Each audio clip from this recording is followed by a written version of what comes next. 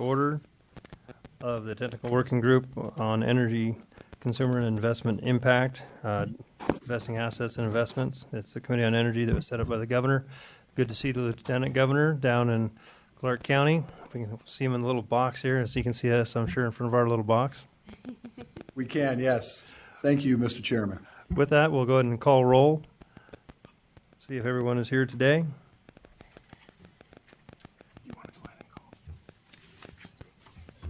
We're going to ask Mr. Ryan Cherry to help us out with that. So Lieutenant Governor Hutchison. I'm here. Okay, Eric Hansen.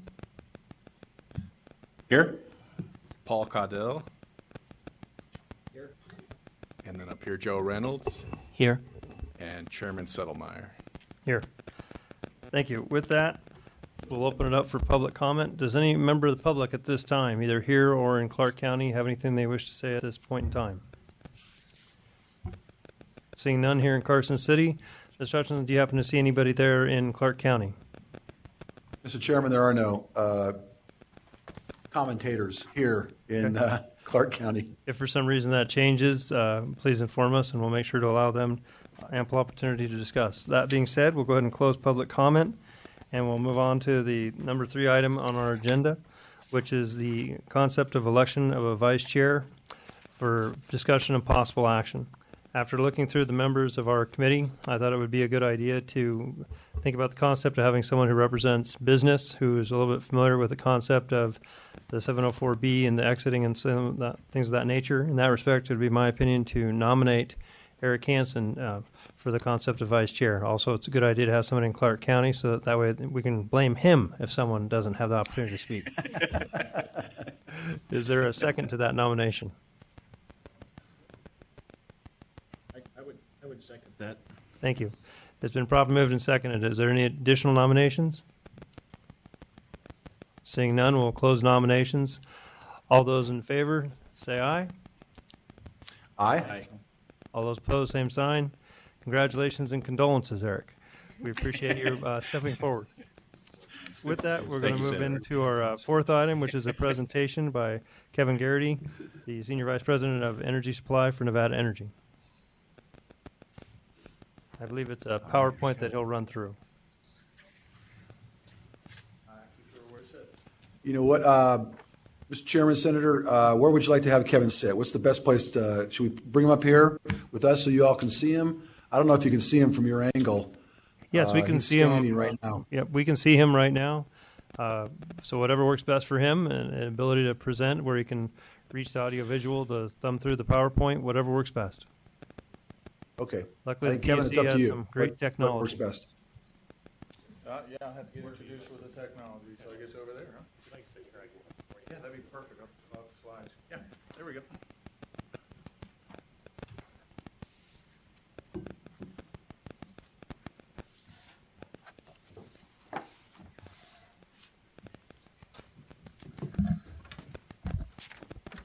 Good morning. Good morning. Thanks for this opportunity. Really appreciate it. I think today this is my second most stressful thing. I worry a lot more about the heat and having enough power for our customers today, but we're doing well there, and we'll do Keep well it all in here. perspective, Kevin, right? Yes, sir. Yes, sir. So I am the Senior Vice President for Energy Supply at NV Energy, basically responsible for ensuring that we have a supply of power for our customers throughout the state. I've been at NV Energy doing those duties since June of 2008. I've been in the industry of energy supply for 30 years now. My previous experience, we may find at least a little bit interesting, is that I started with a regulated utility back east that operated in 5 states. 3 of those states deregulated, 1 reversed its decision on regulation, and 1 considered but did not eventually deregulate. So I do have experience in both buying and selling assets and the concepts of stranded costs and also market evaluations and how those markets affect the values of a power plant or a contract. So a little bit of history on me. With that, I'd like to take you to slide 2, my agenda. We'll just briefly review NV Energy. We'll look at the assets, and the assets that in supply will be generating plants, our purchasing agreements, our gas transportation contracts, and then our workforce, our most important asset, quite frankly. and we'll talk a little bit about electric choice initiative. So turning to slide 3, just a brief overview of NV Energy. We think about it being 3 companies: the electric company in Southern Nevada, the electric company in Northern Nevada, and a gas company. A lot of people don't quite appreciate that we do have a very small gas company that serves the Truckee Meadows area in Northern Nevada. I would show you on this slide, or at least point to the total generation owned by NV Energy and operating service and our customers is right about 6,000 megawatts, 6,011. And that's important as we just take a look at slide 4. Slide 4 is actually what our load shape looks like in Nevada, broken down by month. And if you were to look at some of these days, they wouldn't look too much different than this, with the exception of days like today where we see really extreme peaks. The desert Southwest sees really extreme peaks. It is very unique in our country. There's maybe 2 other utilities that have load shape like this, and I spent the day with them yesterday. Arizona Public Service and Salt River Project, who have very large loads that have very high needle peaks like this. And as you can see, with only 6,000 megawatts, our load hits about 8,000 megawatts here in July and August. And what that doesn't include are the reserves required by all utilities. Literally, think about having to have about 10% on top of that just in case. Something's lost, a transmission line, a redispatch, an asset trip, something like that. You've always got to have reserves. So there is that shadow capacity and energy that's always in the marketplace, and that's what keeps our grid reliable. Okay, and so days like yesterday, that reserve can get very tight, very thin, and today will be very tight and very thin. But that delta between that 6,000 megawatts that we own and the 8,000 megawatts plus that we have to serve is really through power purchase agreements with independent energy companies, and it's market-based buy and sell transactions to satisfy that demand. And we'll talk about it a little bit later, but investor-backed expectations of those counterparties that hold those PPAs, their obligations to serve, and it'll be part of the stranded assets that you should consider. Just a real quick look, slide 5, are the generating assets owned by NV Energy in our state? State of Nevada is really, really well positioned relative to the use of coal as a generating resource. I dare say there's very few that are ahead or better than us. Southern Nevada's Reed Gardner Station shut down first quarter of this year. The Navajo generating station, we will eliminate our participation by 2019, if not sooner. If you noticed in the press, there's some contention on whether or not we can actually get to 2019 for that plant. And then very recently, Idaho, the state, has requested that Idaho Power negotiate with NV Energy to retire one of the North Valley units in 2019.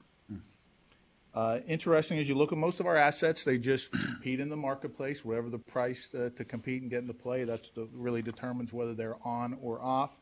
There are a couple exceptions. In Northern Nevada, our Fort Churchill and North Valmy assets are what's called reliability must-run units. In other words, because of the reliability of the grid, even if it's uneconomical, we will put units on to protect the grid from failure.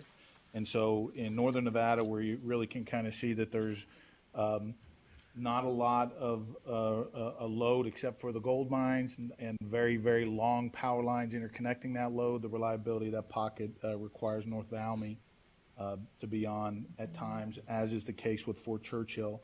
The Tracy plant in Sparks formerly was a reliability must-run unit. It's not today, but it may quickly become one again based on some of the load we're seeing up in Trick.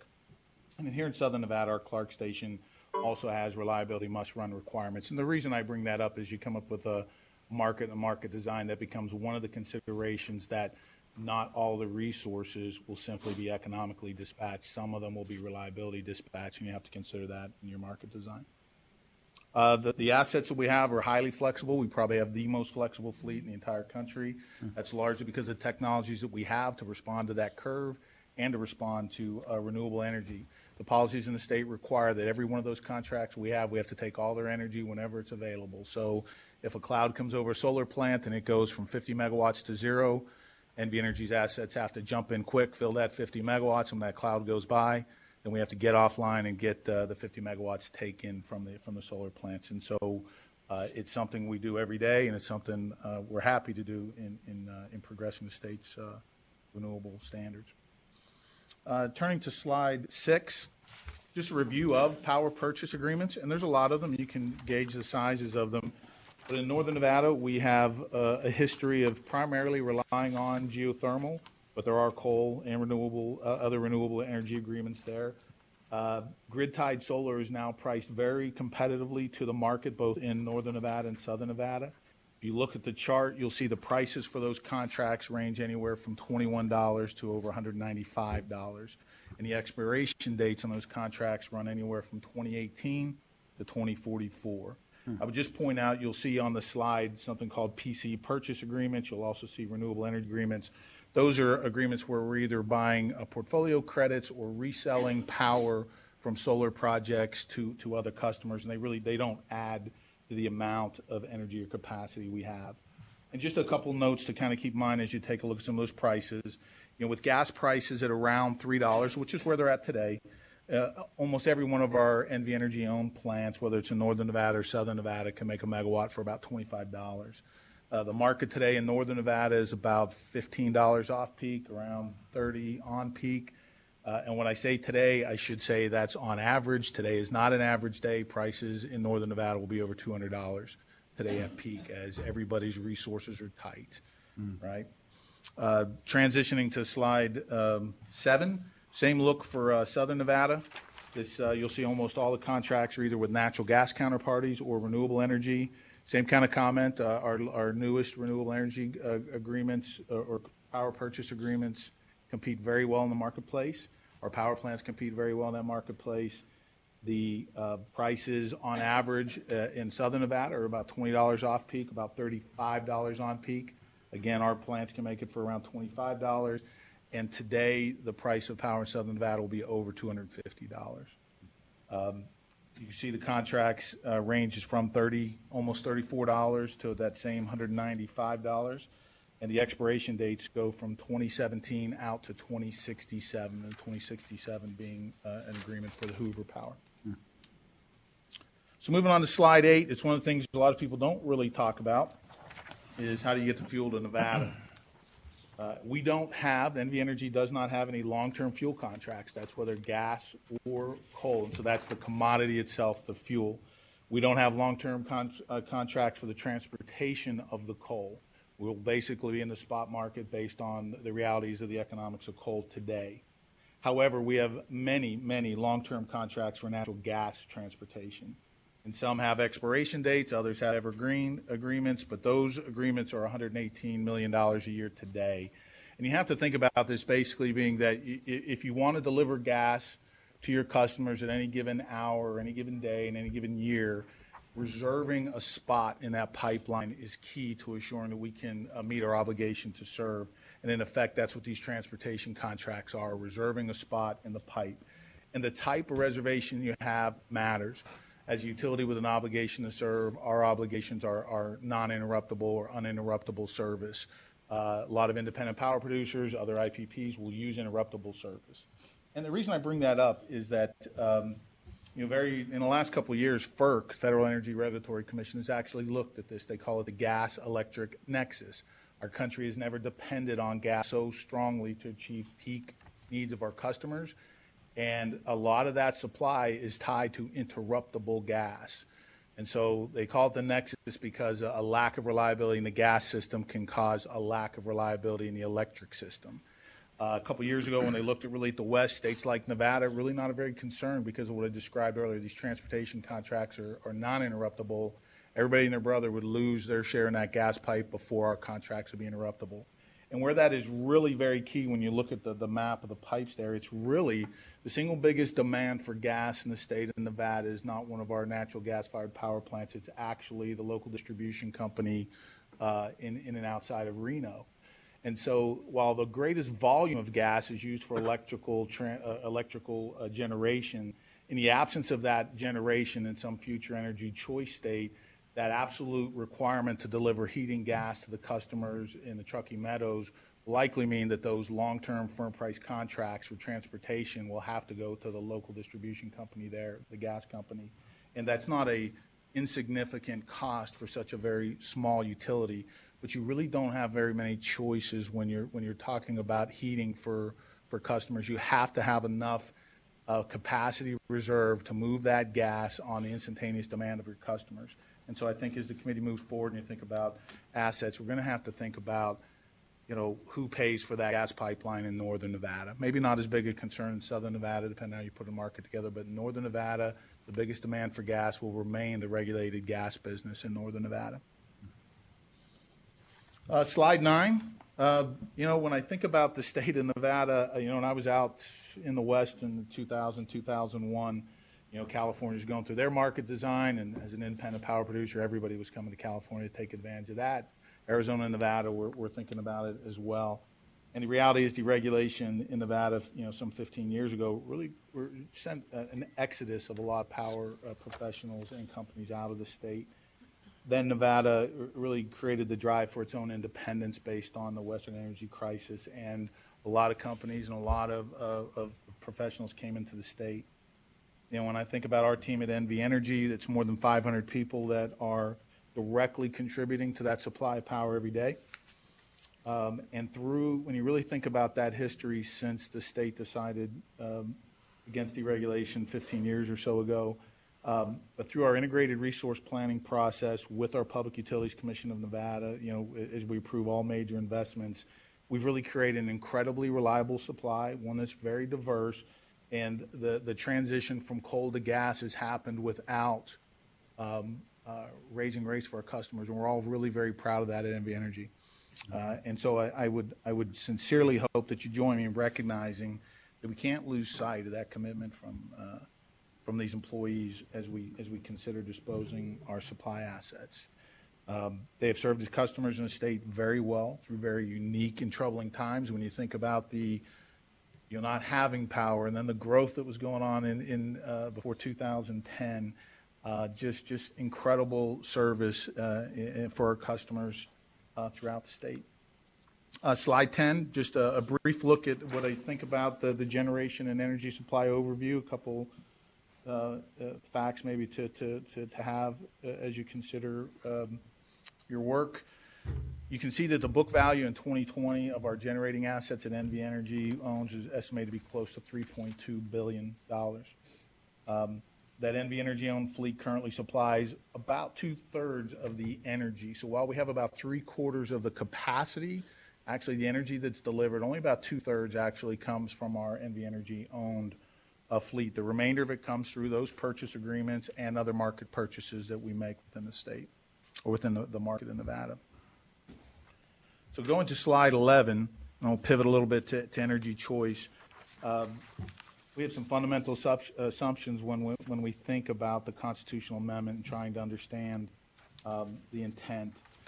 We do anticipate being out of the electricity supply business, but we will remain in the transmission and distribution business.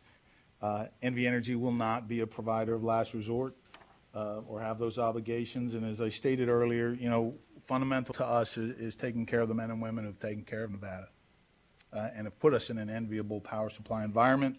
And we need to assure that enviable power supply environment is maintained. On to slide 12, I'm sure this is a slide you have seen previously. It is our simple framework to a complex transition. Paul presented this to the legislature earlier this year. I've already mentioned, and I'm going to talk about the blue area, the no stranded assets, if you're following along. I've already mentioned the $3.2 billion in the power plant investment that needs considered. But all those power purchase agreements, when you think about the net present value of them between the period 2020 and 2046, where mostly all of the agreements will expire, it's about $4.2 billion at that time frame that we'll have to think about. And that doesn't include the gas transportation contracts, which will have an NPV of about $420 million in that same time frame. You'll see 564 is the estimated number of jobs that support energy supply. That does not include other jobs that may be impacted by restructuring as it gets considered in our state. For example, customer service and billing functions if the utility no longer provides that, sending bills to customers, grid operations if an independent service or system operator is created, employees that administer our public programs, just to kind of talk about a few that are not included in that 564. But that said, our state has a lot of history and experiences to draw upon. Retail competition has taken many forms and has had many transitions. But Nevada will be unique. I mean, when I think about the 20 years of deregulation that has happened in the Rust Belt states, and I call them that because that's where deregulation largely happened, the jumping off spot for those utilities and our utility in our states are dramatically different when I think about it. So while we can look at their solutions, their transitions, their results, you know, there will be a unique Nevada and a unique Southwest kind of experience that we'll have to think about. And in light of that, if I could pass along, you know, one thought and one opinion as this group considers its work, I believe the only way to really dispose of NV Energy's assets has to be through a stakeholder process, not run by NV Energy. You know, my experience back east was that the utilities went and basically sold the assets and somehow created and made requests for recovery of the stranded portion of that. But I think that that's not a model that works really well for our state because of some other uncertainties, not having a marketplace, et cetera. But I think the state of New Hampshire very recently is completed such a process. It was run by a utility regulator, and it allowed for careful consideration of the asset disposition process and how it fit overall within the policies of the state. You know, it took into balance choice, competition, reliability, investment recovery, and delivering the greatest value to customers. There are so many unknowns that as we think about disposition, and it'll be a bit of a moving target when you get there, that having a stakeholder process that really considers what is best for our state and our customers long-term is something I would ask you to really consider. You know, people sometimes will ask me, saying, what do you think the plants are worth? And I'll say, tell me what your market and policies are, and I'll tell you. And that becomes one of the issues, right? So when considering divestiture, uncertainty is not an ally in the process of selling. Potential buyers will want to know what a Nevada restructured market looks like and how those items listed under that slide under complexities and risks and costs are going to be considered. You know, for example, they're going to want to know, will there be a resource adequacy and a planning reserve requirement? They will want to know how policies dealing with renewable portfolio standards are managed, how energy efficiency, how net metering and other public policy programs impact their investment decisions.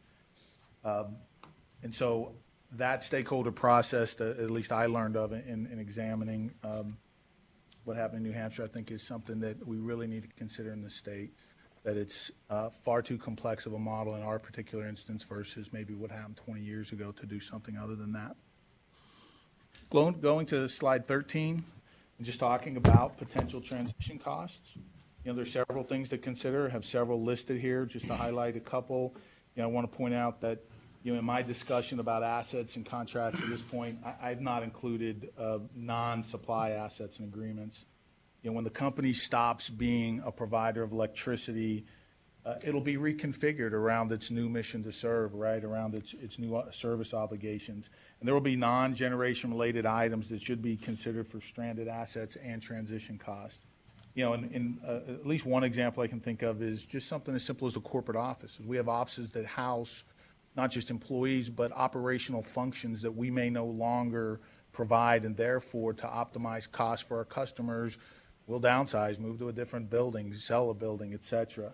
And then additionally, depending on the number of employees that redesigned or, you know, reconfigured company ends up with, just simple cost of benefits could go up just simply because of less people being enrolled. So as you think about transition and as you think about some of those other costs as we divest of assets, that just consider there'll be more than just the power plants and the contracts.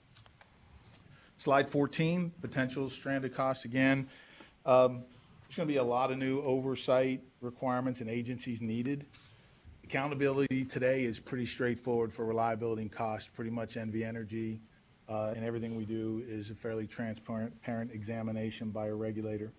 But with choice, you know, there's going to be a great effort will be needed to hold the market. Right? And you'll hear that a lot of times, the market. Well, the market's not a company, it's not a face, it's a collection of participants. And how you will hold them accountable for energy-related services will be a critical thing you'll have to consider.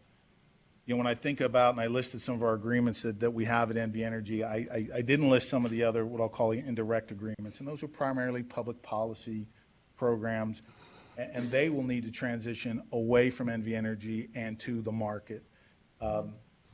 And I know you recently heard from representatives of both Texas and Pennsylvania. The customer education is extremely important and also costly. And as a bill payer in Pennsylvania for 30 years and to this day, I will tell you, if anybody can make sense of the bill or whether it worked, I'd like to sit down and have a beer with them. I pay my mother-in-law's bill monthly, and when she gets her opportunity to choose, it's a very rough conversation. So, anyways, another cost obligation to consider, and I know this one has garnered a lot of attention, but it is net metering. The reality of with net metering is it comes with the required purchase by NV Energy of out-of-the-market energy. As we talked about what the price of energy is, anybody can debate what it is, but it's not the retail rate. So there is that cost. And then there is the cost shift that results from customers not paying their full cost of services. And realizing that that's been heavily contested and debated, we can all sort out what that is at some moment in time.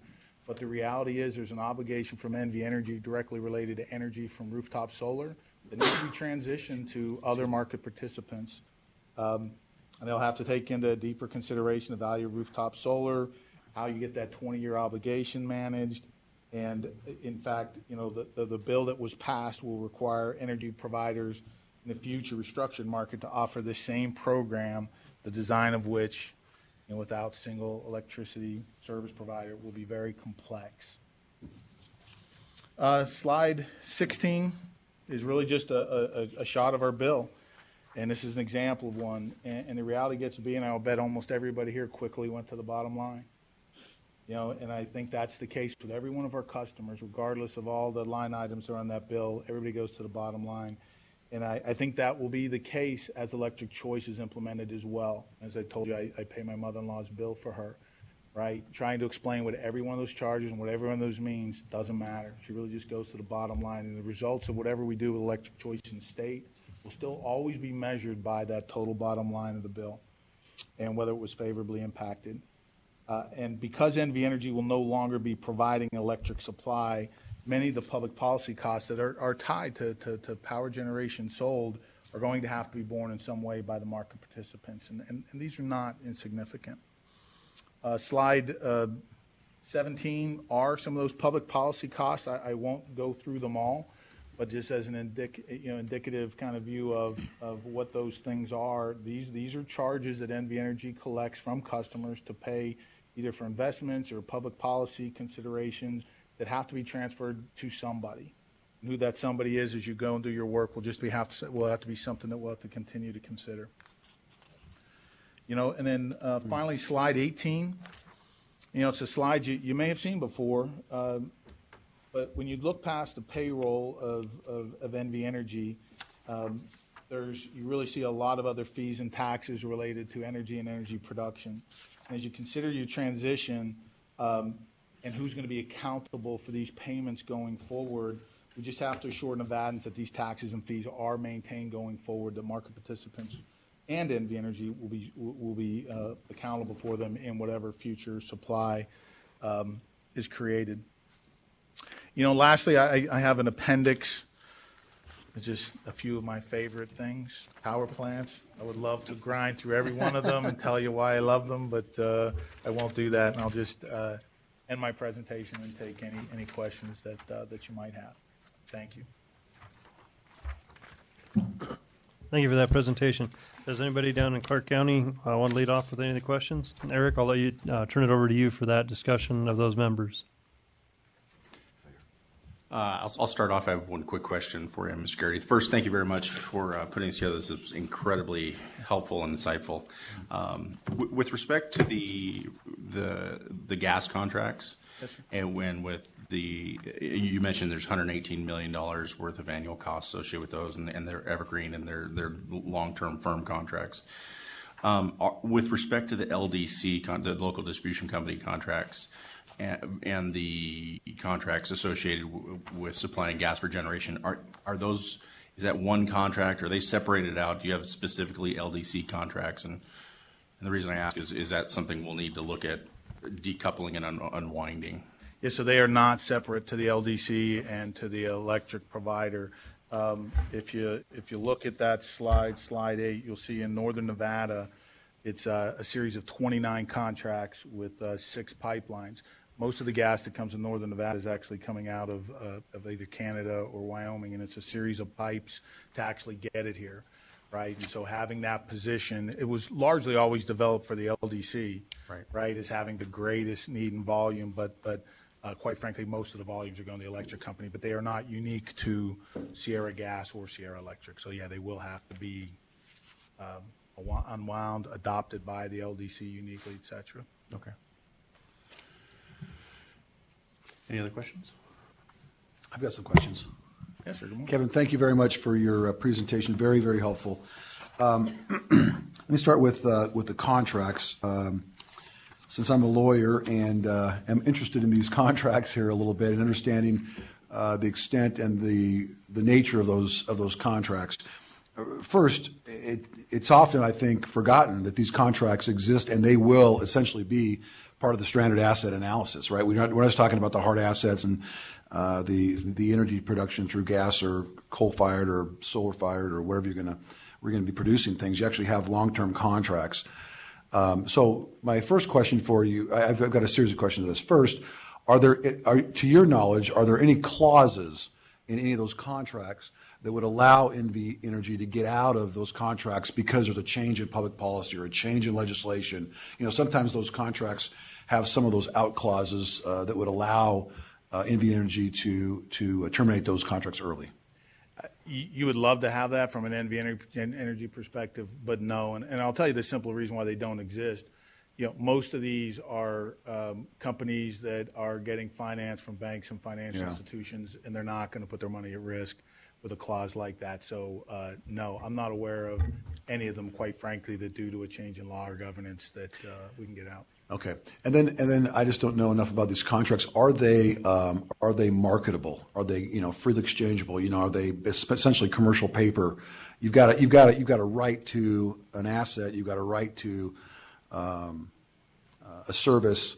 Are there other consumers or other producers who would see these as beneficial and can you sell them? Can you transfer those? Could they be dealt with in that manner on the market somehow? Yeah, the reality is when you look at out-of-the-money contracts that are above the market price, unless that contract came with an obligation to serve or a long-term commitment to serve, if that's the true production cost of most of those contracts, I think it would be very difficult for any entity to just buy it and then literally be a merchant. In other words, just selling at risk into the marketplace because if those are the prices that those plants need, then they're out of the money and likely wouldn't run. So the value of those really has always been the relationship back to the must-buy provision by the utility. So if I could, can I help here a little bit, just because I think this is fairly complex. So the one thing that in both of those questions, Lieutenant Governor, that we would have is a consent to assignment, which you're familiar with. Right. So the counterparty would have to consent to that assignment, even if we did go out and try to market them for commercial paper. It'd have to be, so you'd have to have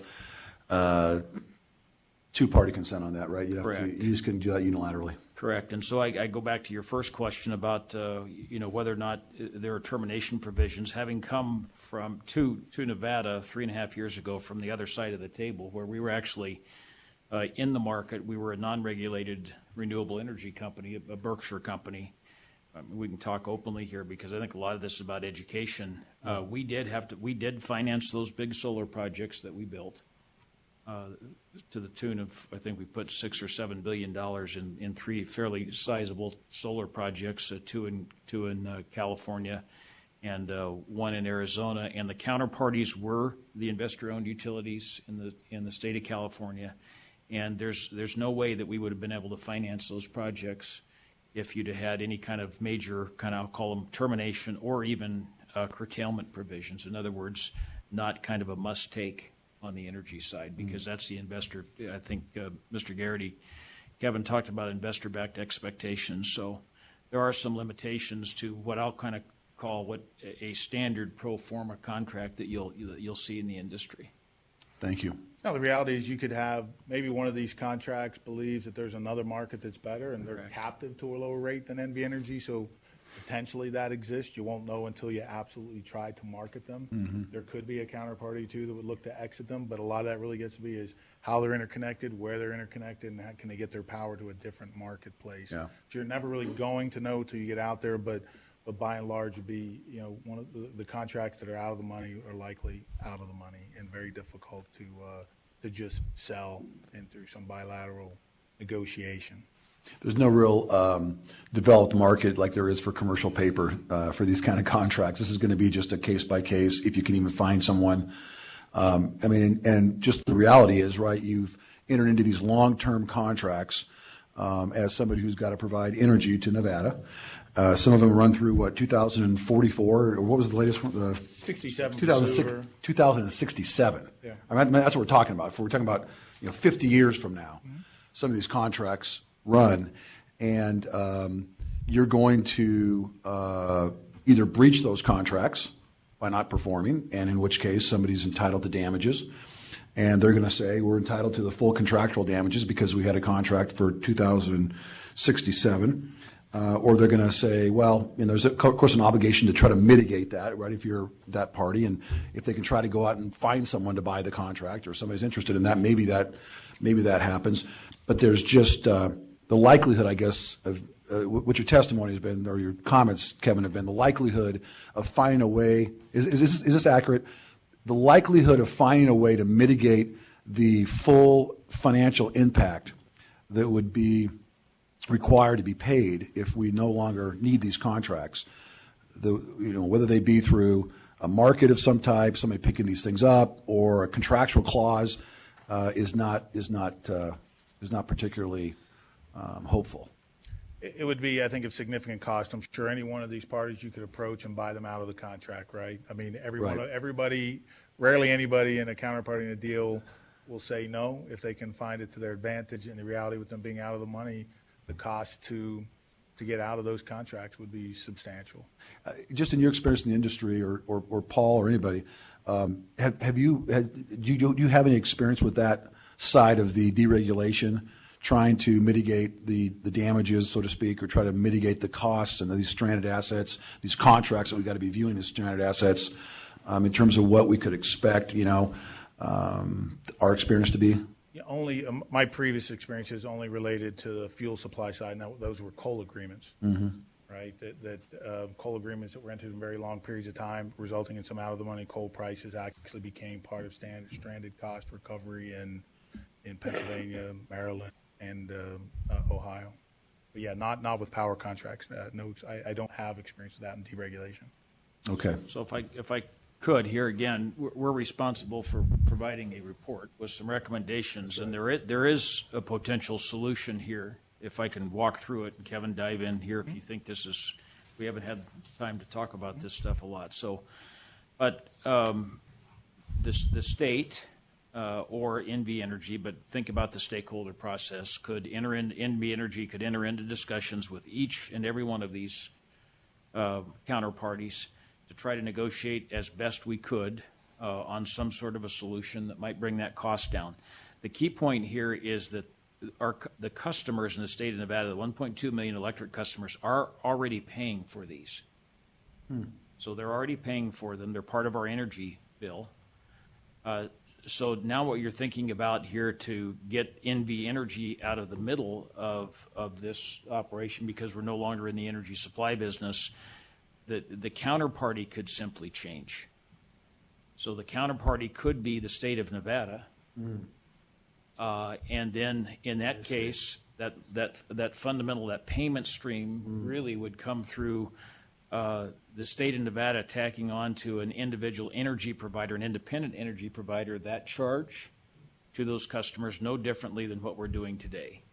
So at that stage, what happens is you go back to the counterparties and you say you now have a new, if you will, you go back to, you have a new NV Energy, which is fundamentally the state of Nevada. The cost is the same.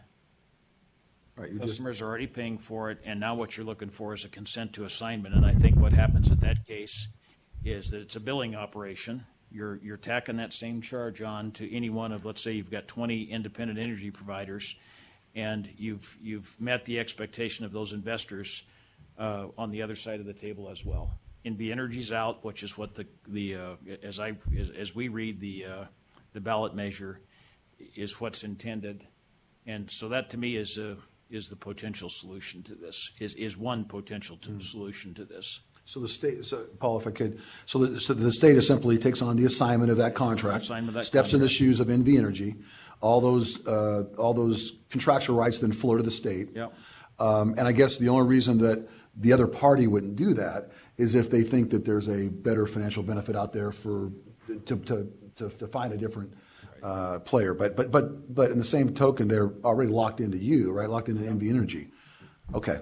That's something I don't know that everybody's thought about. And that's why I just bring it up because I know that these are very complicated, but I think for most of these issues, there is a potential solution. Very complex. You have a lot of counterparties that you have to work with, but in the renewable energy business, if you look at these facilities, geothermal, solar, we've got the One Wind project, or NV Energy has the One Wind project, and then you've got some of these natural gas facilities that help us in the summer, tolling agreements, et cetera. That type of thing is not unusual. These assets will sell as people decide, as the investors decide that they want to take cash out, for example, and go do something else with it if they're cash limited. So that type of a transaction is not unusual, is it, Kevin? Yeah, I think the one thing to think about, the majority of the contracts will exist at the time we're considering choice are all going to be renewables, and so they're also tied to our renewable portfolio standards. So simply liquidating and breaking terms of them would literally have an impact on the state's ability to achieve that policy goal.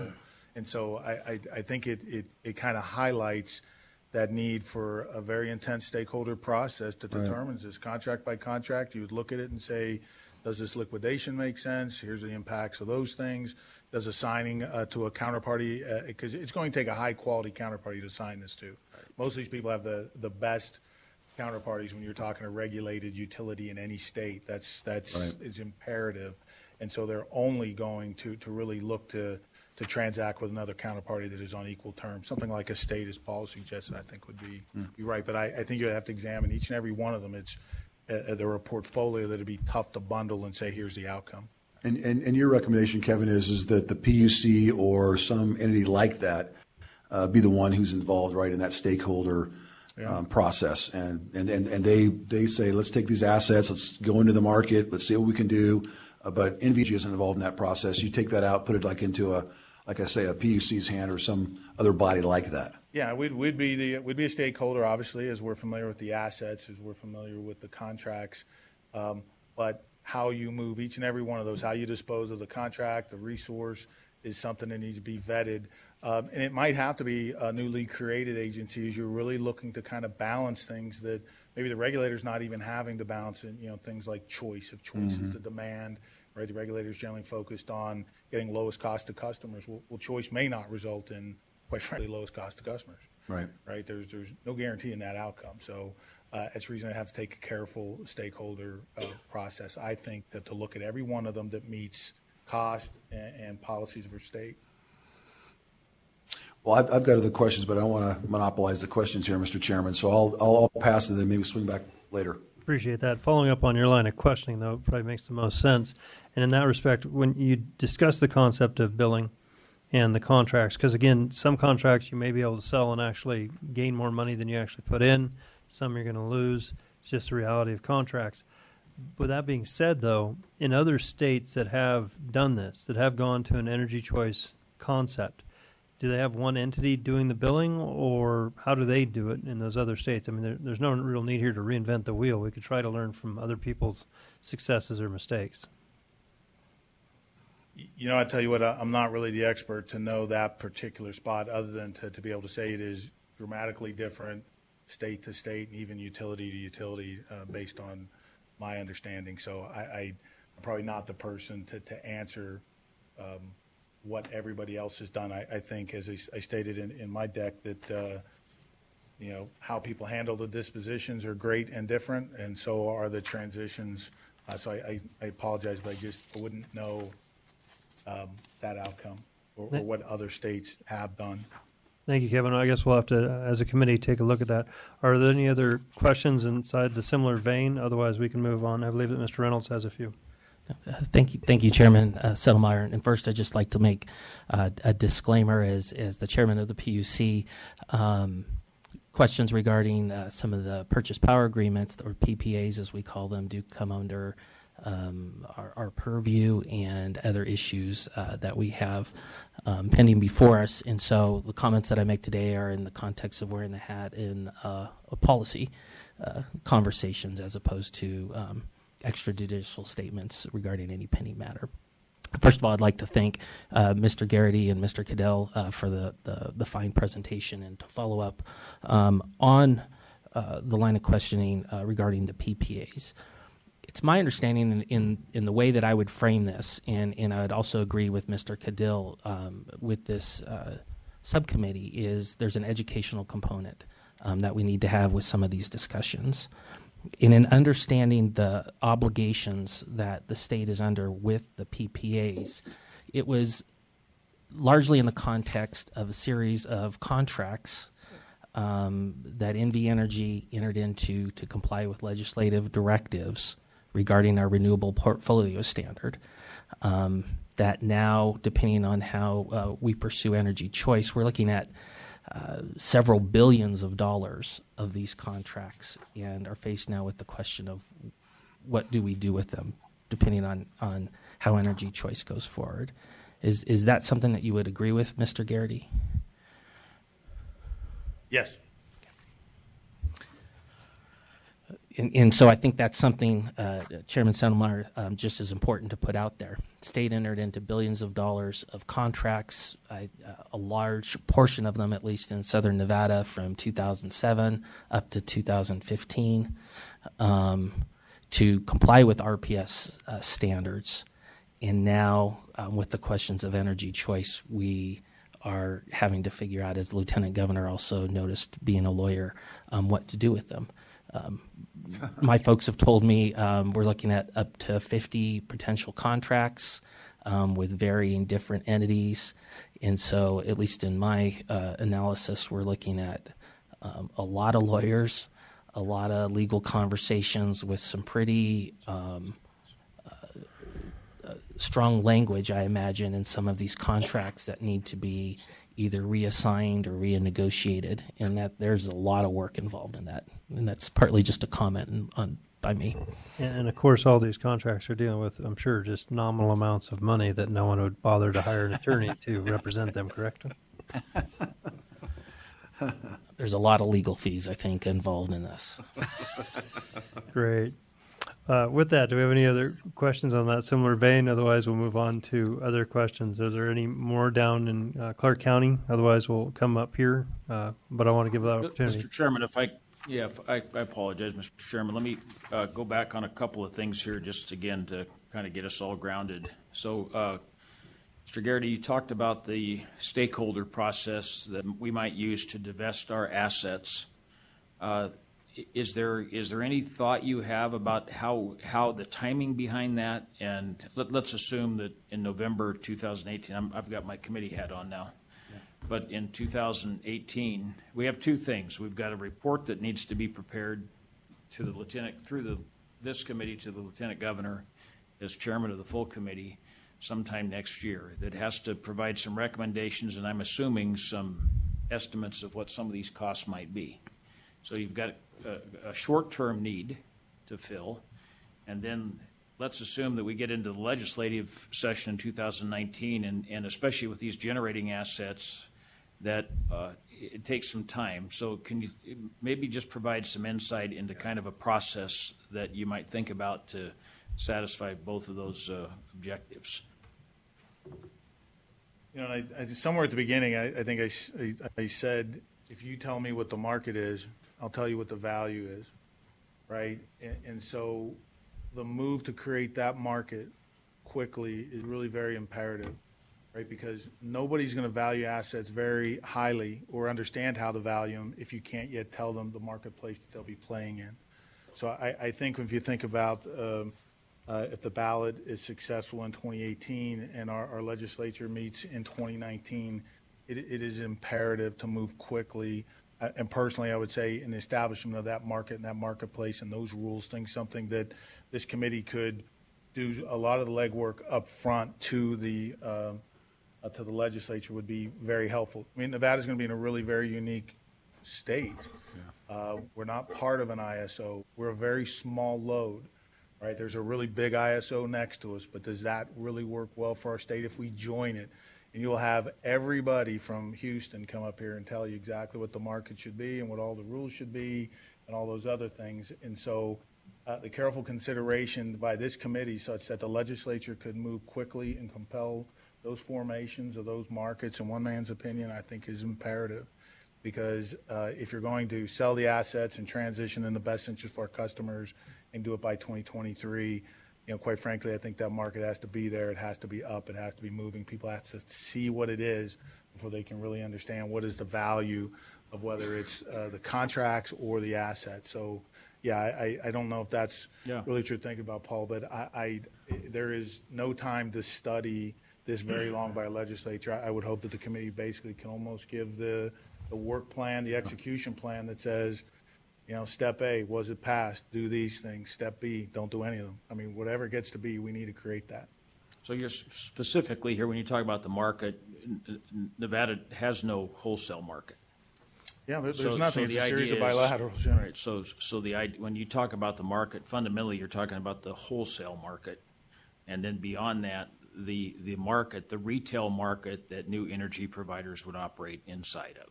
Right. I think when you think about a lot of these contracts, when you think about RPSs, it's who's got the obligation to serve. Right? A lot of people talk about Cal ISO, but I'm not aware of any renewable contract in Cal ISO that is merchant selling into a market. They are all with counterparties to regulated utilities, right? And so it ends up getting to be in our state, whether that's a regulated utility, whether it's a state, whether it's a marketplace, right? The formation of that market and the attraction of market-derived renewables, if we're going to treat our policies, is really fundamental. So I think understanding whatever that market is, good, bad, or indifferent, is critical, because nobody will assess the values of these assets, yet alone invest in our state, invest in new renewable projects, invest in gas projects to achieve a peak until they know how's that market going to play, how am I going to get paid, how do I recover my fixed costs, how do I recover variable costs, what opportunities are. And so there's no time we should be losing in really examining that wholesale marketplace, an independent system operator, whatever it is, it really is the most important thing in my opinion. Which I believe is the purview of one of the other committees that you've got set up. So let me, second question or thought here is, how would you recommend that this committee go out trying to come up with an understanding of what the asset value is that would be stranded in a sale in 2022 of our generating assets between now and August of next year? I think when it comes to natural gas, if I had to think about it today, it's between us and Salt River Project, we were both acquiring a 500 megawatt asset for about $100 million. I don't think I see much changing other than that going down, because both us and SRP would pay a premium because we have obligations to serve. What the value of those plants would be, I mean, if I had to sit there and say today, what is it? I would use that number, right? That $200 per kilowatt or whatever else. As I think about it today, best case, it's probably $1.2 billion. It's just literally, there's probably NV Energy folks are listening on the phone right now saying, oh my God, he shouldn't be talking about that. Well, I'm just saying that because that's kind of a redneck analysis of what they're going to be worth. But I believe transactions we make today, as we look going forward, I don't think things are improving for owners of natural gas plants. And that number is likely to go down. And so I think you're looking at a max of that. So I just throw that out, Mr. Chairman, for discussion, maybe as we talk about going forward. We're going to have to, the committee really is going to have to figure out a way to get some sort of maybe independent analysis of what all of this capacity is worth in the market at some future point in time, which is difficult, but to be able to feed into the final report, if I could throw that out. And I just had really two other questions, and I hate to be diving into this, but I think that's what we're supposed to be doing. So you talked about, so that's kind of the generating assets that don't have what I'll call reliability must-run status. So you've got Valmy, you mentioned Valmy, Battle Mountain. Fort Churchill is in the Mason Valley. Yarrington, and potentially Tracy out at the Tahoe Reno Industrial Complex is. Clark to a lesser and Clark, the Clark facility is where, Kevin? Right by Galleria Mall here in Henderson. Right down here off the freeway in Henderson. What are the options that the committee could think about with those reliability must-run resources in terms of grid stability here in the state?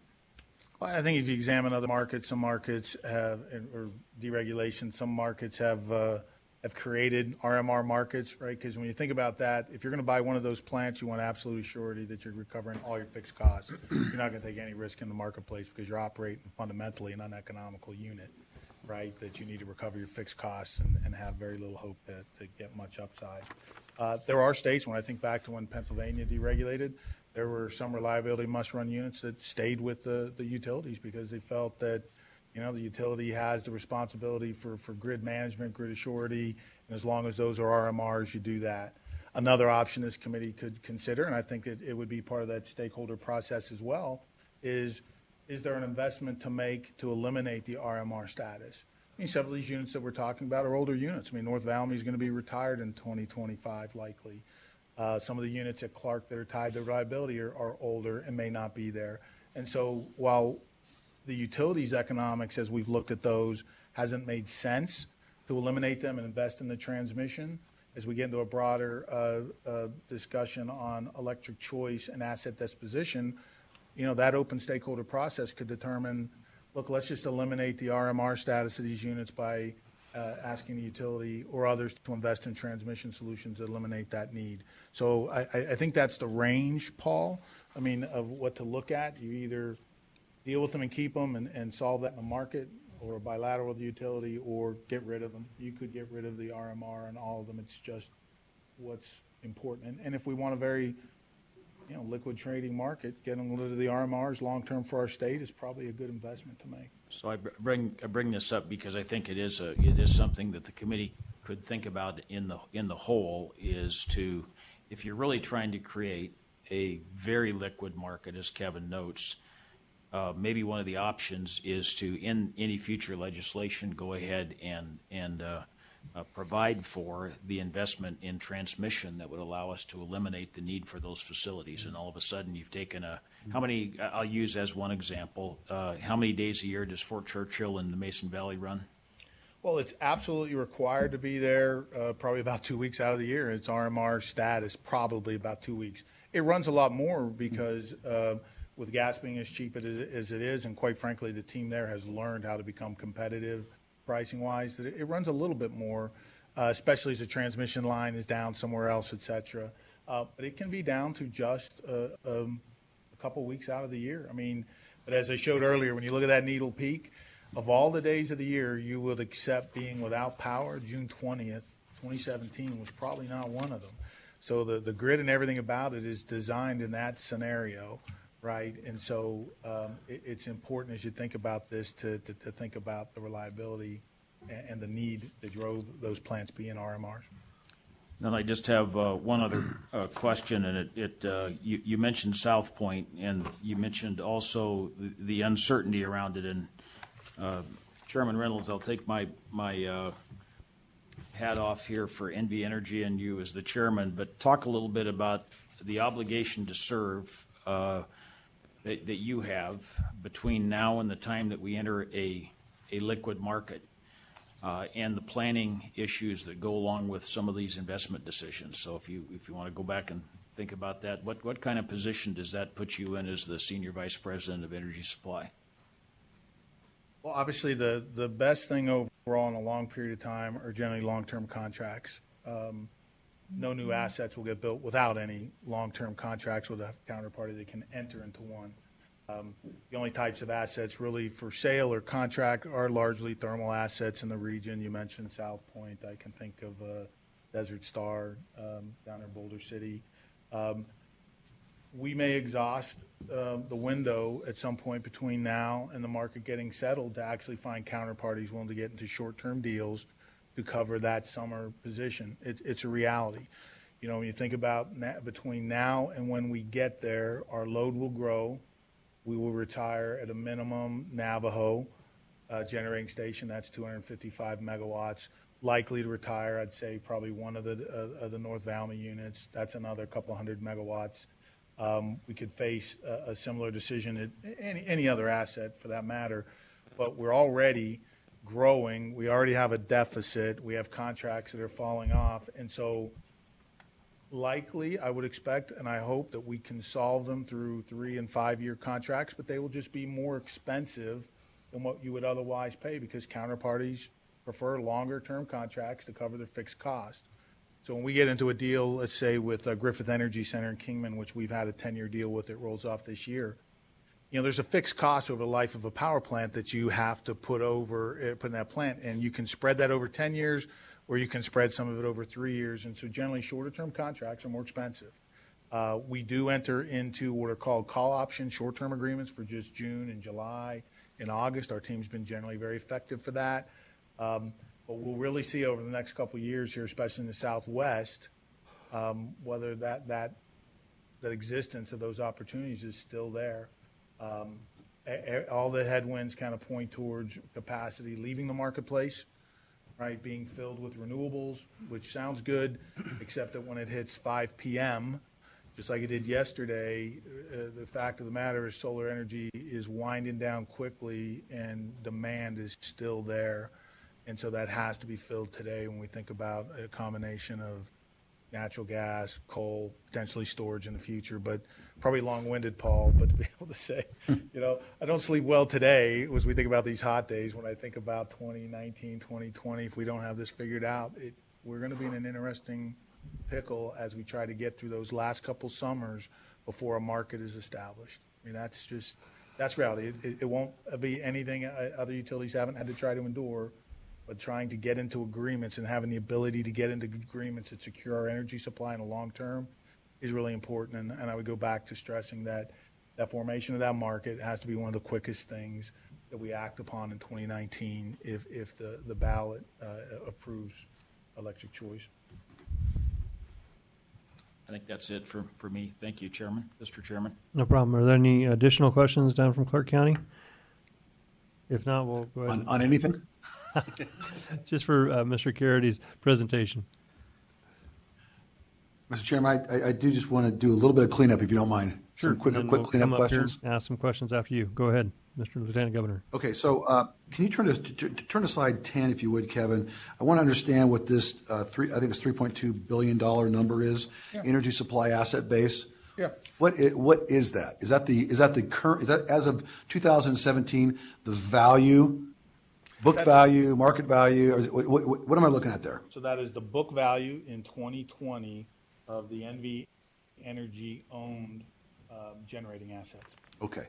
So, and then you had just said earlier, you think that if you were just sort of doing a redneck eyeball evaluation, what they'll bring in the marketplace, you think it'd be about 1.2 billion? Yeah, so I mean, my math there, just so you can view it, is 500 megawatts would cost us $100 million. And so would a willing participant today without a contract to sell to anybody would likely even sell less than that, but I'll use that 100 million for 500 megawatts, and when you do the math, it come up about 1.2 billion. So it makes it easy for us to figure out the delta, right? I mean, you're talking about a $2 billion delta between what the book value is of the energy supply assets that NV Energy currently holds and what you think on an educated estimate what they would bring in the market today. Right, and I think the only thing that affects that to the upside is whether those asset holders either have contracts with somebody, right, whether that's a utility, whether it's a capacity marketplace, but something that covers fixed cost recovery. If there is no method to cover fixed cost recovery, assets right now are highly devalued. I mean, GenOn I think it was last week, bankrupt. You have 1,000 megawatts sitting in Phoenix, and that load pocket bankrupted financially or financial institutions' ownership of 1,000 megawatts in bankruptcy.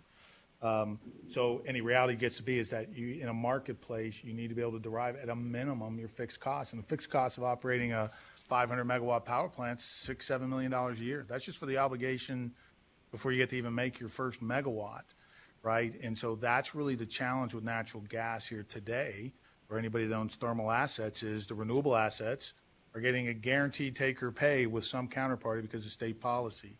You see nuclear plants, because of that, are now having to get subsidies from their states. And some of these deregulated states, Illinois, New York, because they're not able to recover their fixed costs. And so the only way to me to change that 1.2 billion to something upwards is that future owner has to have some guarantee of fixed cost recovery, either derived through a contract. When I think back to Pennsylvania, utilities had polar obligations, and people were able to do 10-year agreements with utilities to provide that polar obligation, which gave you some assurance of recovering your fixed cost and your investment. And like I said, the other part is you form some kind of capacity market. But I would point again to that market, and market formation will be really very critical in determining the value of any of these assets. And that market formation, that market certainty, the structures of that market are going to come largely through legislation that we need to pass in future legislations. It really is. That's the reason I think you can examine it as one of your committees here, being able to give something very quickly to the legislature in 19 so we can move. Right. And that goes to Paul's point, which is we got to define this market quickly, probably in the 2019 legislature, so we can have people come in and companies come in, investors come in, and be able to understand how much they're going to pay for these stranded assets based on the market that we've created through our legislation. That's exactly. It's the only way to value what they're worth is, you tell me Yeah. how I'm going to operate them, I'll tell you what they're worth. I mean, that's literally any buyer in the marketplace has to have that. Just last point. If I want to think in terms of the universal stranded asset equation, is it accurate to say I've got to consider generation assets plus PPAs, right? And then non-generating assets. Generating assets plus PPAs plus non-generating assets, however we define those, will equal our stranded assets. In rough terms, is that true? In PPAs, I would, unless you included in PPAs the gas transportation contracts, I kind of think about separately. Okay. So yeah, I think PPAs and gas contracts, yes, that's in the equation, because that'll be different north and south because of the pipelines, the pipeline agreements, and who we got to serve.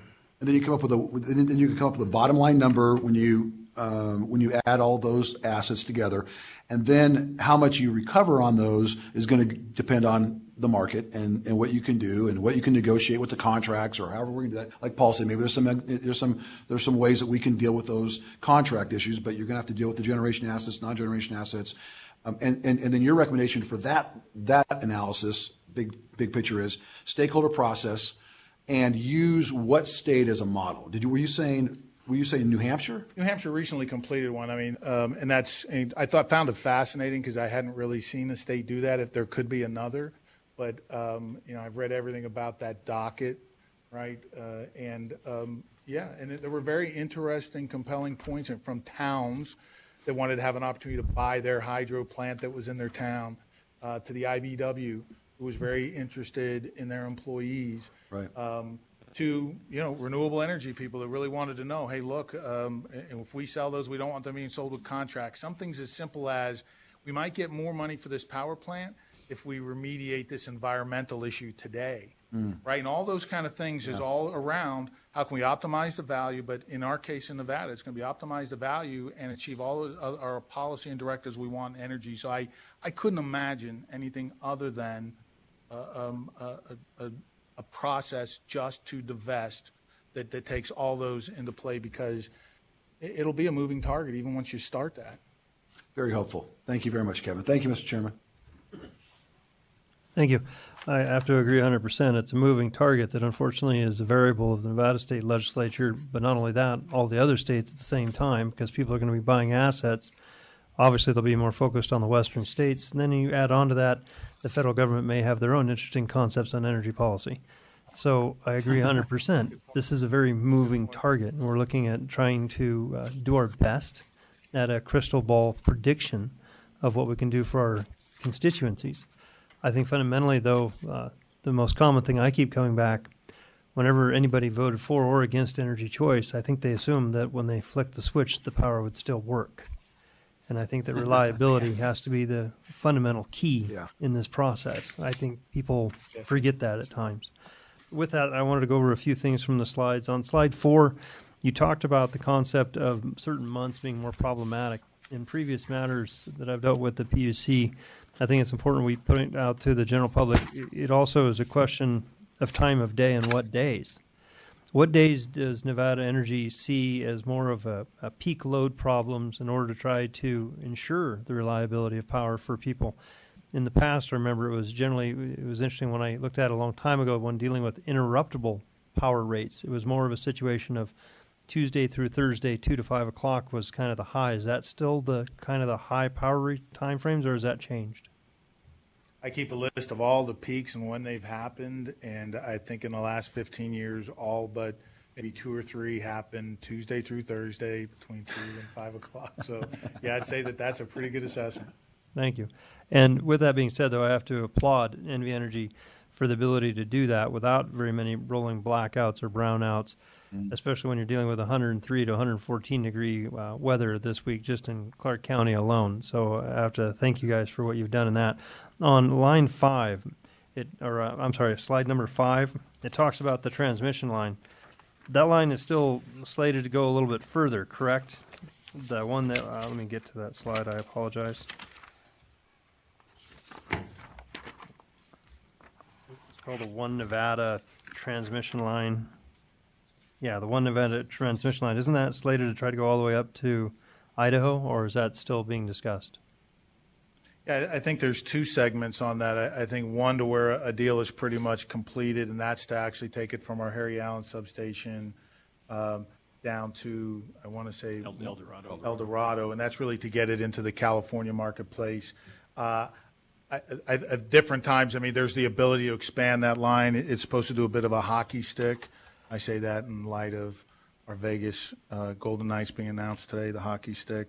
Kind of hockey sticking over to Wyoming to gather wind. I don't know that there is a process or an investor yet that has moved that forward, but that is the potential of that line. That line also has the potential to be it's right now today not operating at its full capability, so there's investments in that line that would just enable power flow exchanges north and south to grow simply without even making the investment that gets you to Wyoming. But yeah, NV Energy right now doesn't have a plan or a resource plan asking for that, but in the marketplace, people have really viewed for a long time getting wind out of Wyoming into the desert Southwest as being really valuable, but then along came the solar guys with really low prices, and it kind of challenges it a little bit.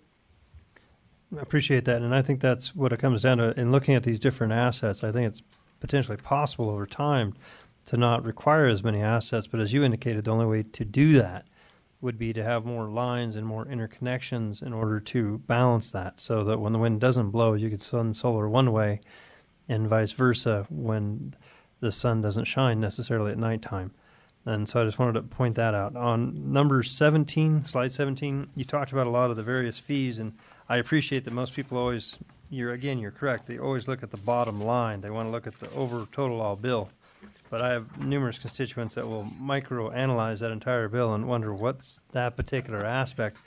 In looking at it, though, the local government fee of $623, I think that's a 5% fee, correct, that goes to the local government. And in that respect, I believe that's correct. I couldn't comment on the 5%, but yeah, I agree. Okay. And I believe that most of that, though, is for transmission-type costs, not actual hard assets in the form of generation facilities. I think most of that's dealing with that type of franchise cost, correct? It's kind of it's the franchise fee, Mr. Chairman, that is really paying for kind of I'll call them the right-of-ways. Correct. And I think that's just something also to point out. With that, Mr. Reynolds, did you have anything that you wanted to add or ask questions about? Yeah. Thank you, Senator Settlemyre. Joe Reynolds here. One thing, Mr.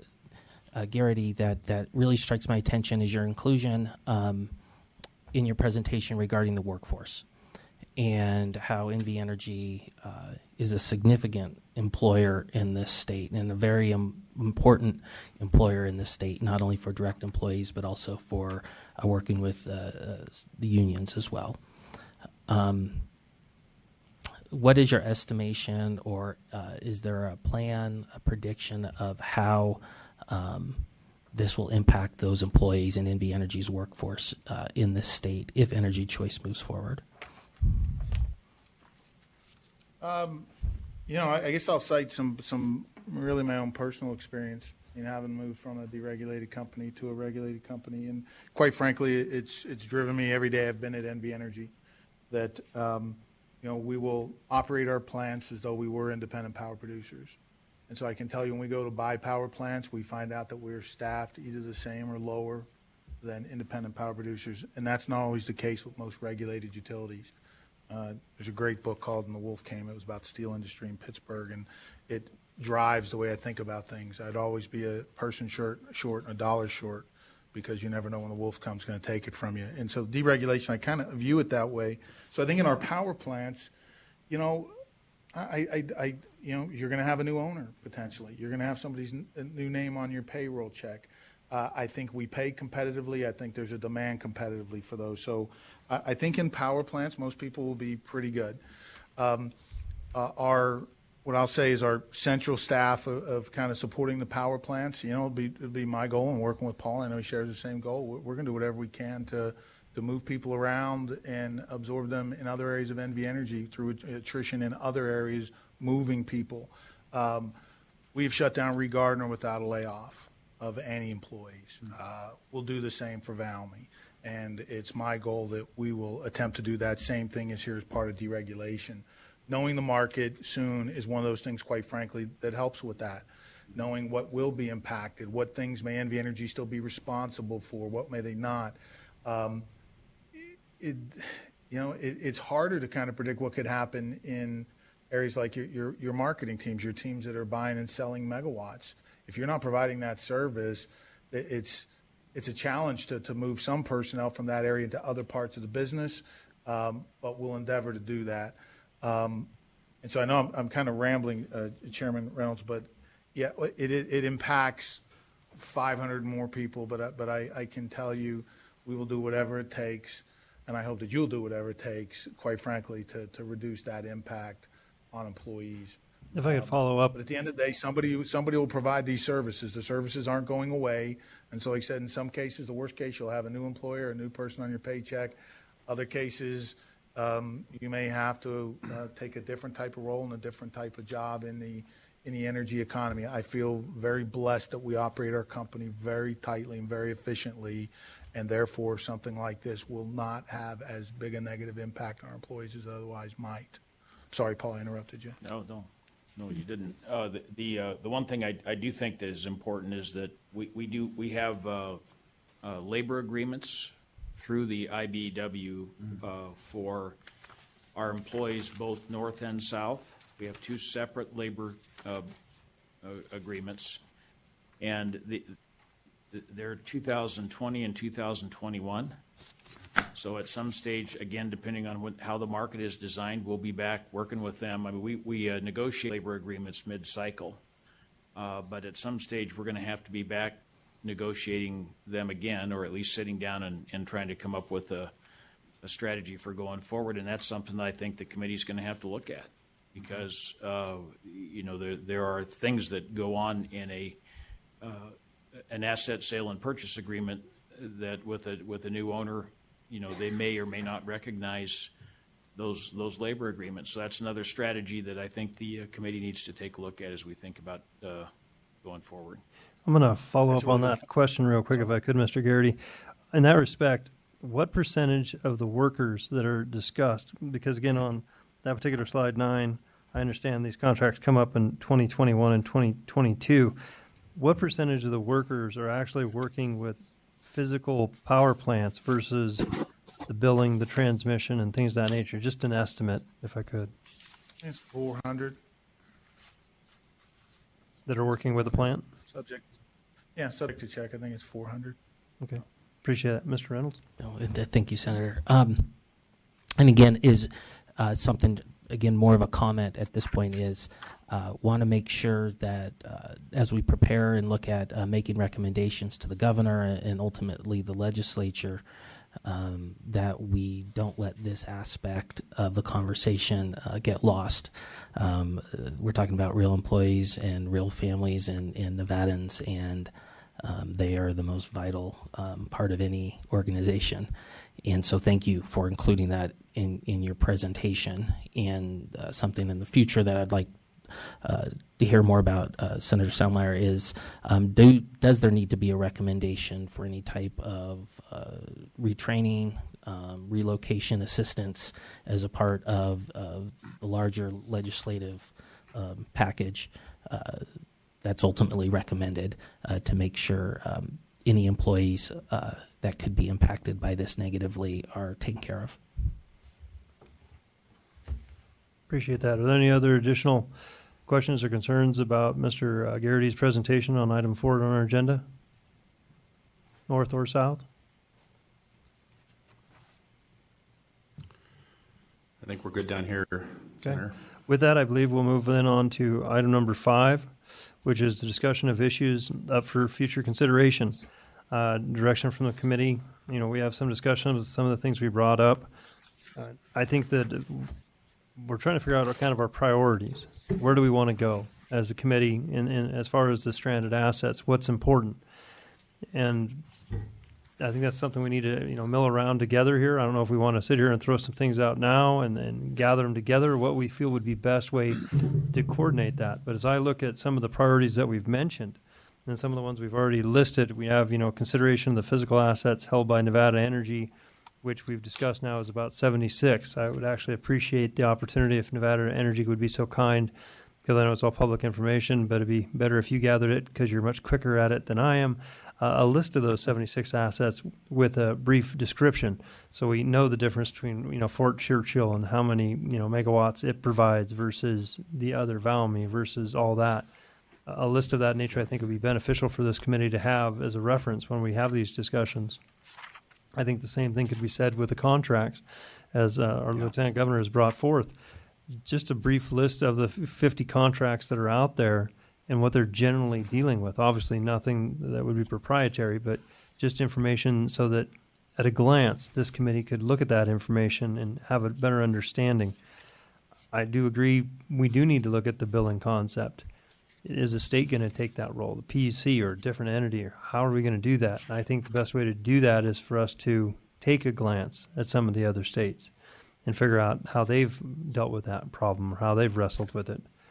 The moving target issue, the crystal ball, I think we're going to have to do our best job in that respect. PUCN has been doing that for a long time for us, the crystal ball.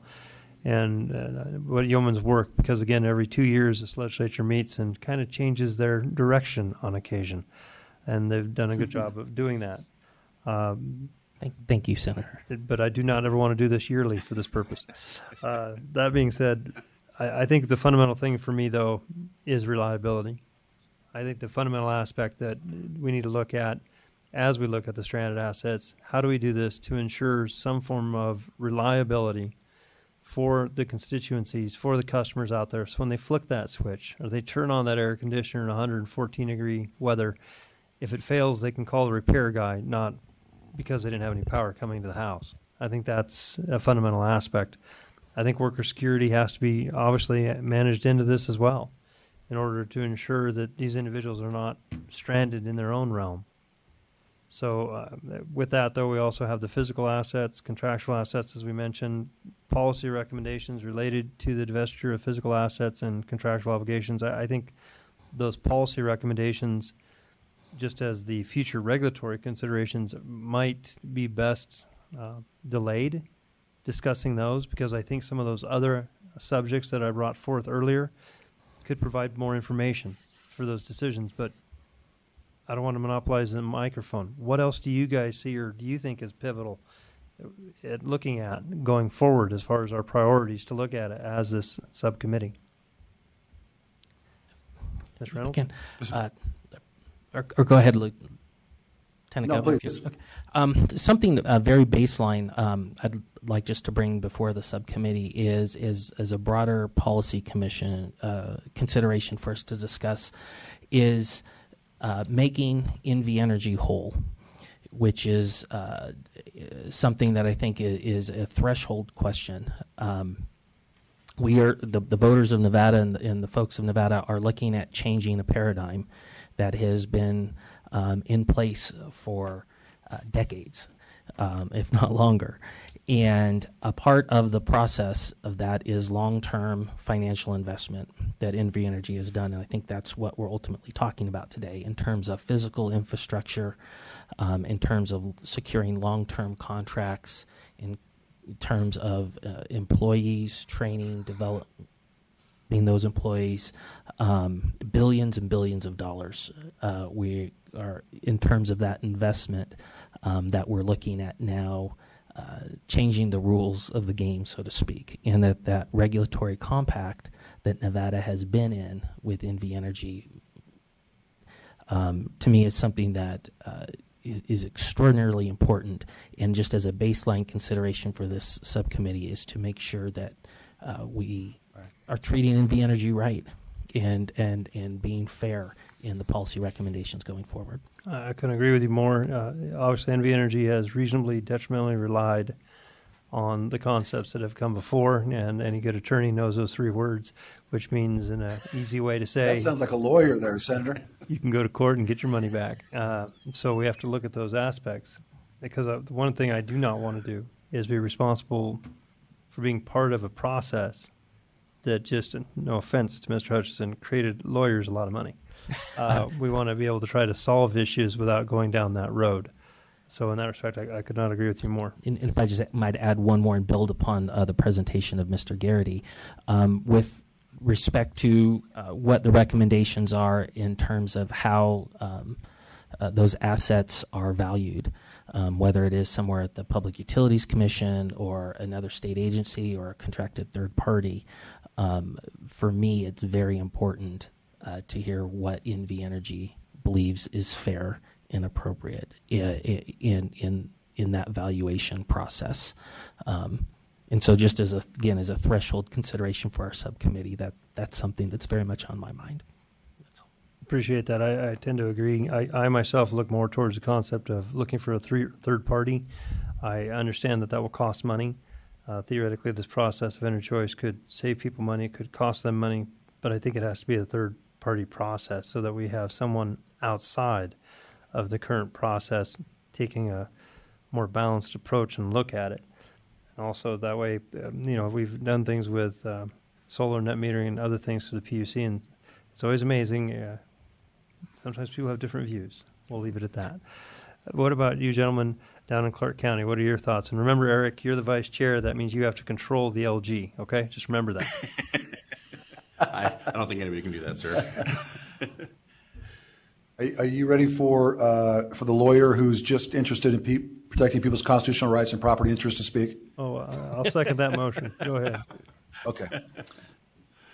Just kidding. Mr. Chairman, I think you've done a great job laying out, where we need to go. But let me see if I can put a little flesh on it for me in terms of just maybe my thinking in a little bit more detail. It really does follow what you just suggested, Senator. And it goes back to what Kevin had said in terms of his, in terms of kind of this formula. First, we need to take a look at the physical assets, or I guess we're calling those the generating assets of NV Energy. We got an introduction to that. Like to, as you said, understand those in a little more detail, particularly their value, and how that value was reached. And then secondly, we want those contractual obligations specifically to be evaluated, the PPAs as well as the gas contracts.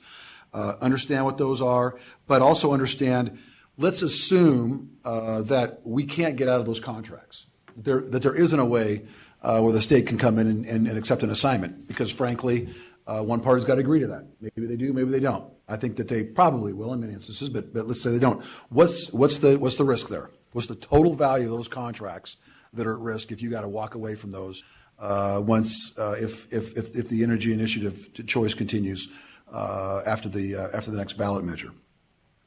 And then we look to these non-generating assets that Kevin talked about as well. And what are they, and what are their values? So that sort of gives us the gross value of these assets in kind of not only a gross value but also a worst case scenario in the terms of the contracts. And then we say, okay, now what are we going to do to mitigate that gross number down to a net number? And that then is the process that you talked about, Mr. Chairman, as well as Kevin, this in the process of understanding, whether that's a third party that comes in and evaluates those, or you got this stakeholder process that Kevin talked about. Is there a PUC element there? Is there not? Is there another entity we've got to create? But having a presentation and an understanding on that, how do we then come in and try to then dispose of these assets in the most at the highest market value we can? What do we do with these contracts? And how are we going to deal with those? How are we going to mitigate those contracts? What are our options? What are solutions? And then these non-generating assets, how do we dispose of those or deal with those or handle those? And so to me, that's I would really like to really understand that process. And then maybe not right away, Mr. Chairman, but Kevin's testimony, I think, really highlights this idea that we have to take specific recommendations to the legislature for the 2019 session in terms of defining this market, both at the wholesale and the retail level, because that has a big impact, as we've just heard, on how much money people are going to pay for these stranded assets. And so at some point, I don't know where that is, Mr. Chairman, and again, I know that Mr. Cherry's there and he can maybe chime in as well. Maybe that's an issue that's being shared with another working group, but it certainly, as we heard today, is going to impact us. And we may, Mr. Chairman, may want to take that on as well in evaluating future considerations. Appreciate that, and I think it might also be a very wise idea if we reach out. We've had some discussion with some of the other states that have had the opportunity to have more of an energy choice, but it may be an idea to try to contact a few of those individuals and have them available by a teleconference to merely just see how they dealt with some of their stranded asset issues in their particular states. What other concepts do we have from Clark County that we need to ensure that we work into our following agenda items? I just have one question, I guess, for both you, Lieutenant Governor, and you, Mr. Chairman. Do you see a deliverable of this committee? Is it a report that outlines what the potential, we'll call them stranded assets and risks are? Do you see that as a deliverable? I believe that that's a deliverable outline. I also think there's an opportunity for potential action, meaning our opinion of what we think would be the best course for the legislature to potentially look at and to follow. Again, we have more time and deliberative abilities and knowledge sets available to us than the legislature does in a 120-day time frame. Yeah. If I could jump in too, Paul, on this, I would love to see this subcommittee basically write the section of the overall report that we've got to deliver to the governor on stranded assets. Okay. So the reason I bring this up is that would it behoove us then to try to obtain, I'm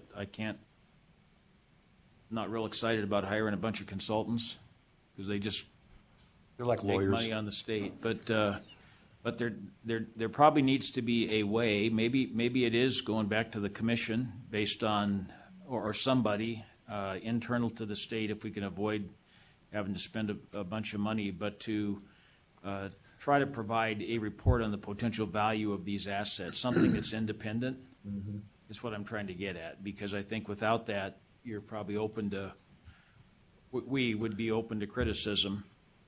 Agreed. By some, but I think that's something that we probably need to think about in the relatively short term. And I know that's exceptionally difficult because, as Mr. Garrity has outlined, without an understanding of what the wholesale and retail market design would be, fundamentally the wholesale market design and then the market operations, how that affects it. But I think there is going to be a need to have a number, for example, that people can refer to. Does that make sense? Yeah, Mr. Chairman, can I follow up on that? Absolutely. Sitting right next to you is Joe Reynolds, who's not only the chairman of the PUC, but also has an extensive knowledge of the state's resources and what may be available. What do you think we have available just from a state resource point of view to do what Paul just suggested? Thank you, Lieutenant Governor. To add into this conversation, I have a team of policy analysts and engineers and economists at the PUC who are currently looking at these very issues. and offer them to the subcommittee if the subcommittee elects to present their findings and their analysis regarding some of these considerations at a future meeting of the subcommittee. I like to think here at the PUC I have some of the best folks here in the state who know this stuff inside and out and breathe it and live it daily, and who will be happy to present their analysis and their findings for the committee's consideration at no additional cost to this subcommittee. Free is always a good price. Can I just follow up on that, Mr. Chairman? I know this may be a little bit of a loaded question, but Paul, you had suggested that, and we want to, as the chairman, both chairmen there in Carson City have made very clear that we all believe in ensuring that NV Energy is treated fairly and made whole here. What do you think about state government evaluating that issue?